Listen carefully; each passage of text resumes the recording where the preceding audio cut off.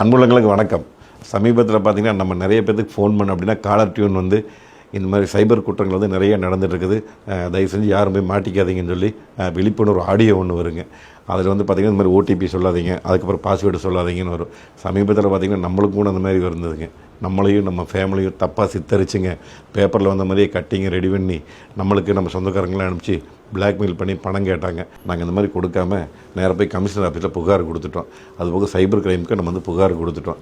அதுக்கப்புறம் பார்த்திங்கன்னா ஆஃபீஸ் அட்ரஸ்க்கு வந்து ஒரு கொரியர் அனுப்பிச்சிருந்தாங்க. அதுக்குள்ள பார்த்திங்கன்னா எலுமிச்சம்பழம், முடி, குங்குமம்லாம் இருந்ததுங்க. இந்த மாதிரி உங்களுக்கு ஏதாவது பார்சல் வந்தாலோ உங்களுக்கு ஏதாவது பிளாக்மெயில் வந்தாலோ தயவு செஞ்சு யாரும் பயப்படாதீங்க.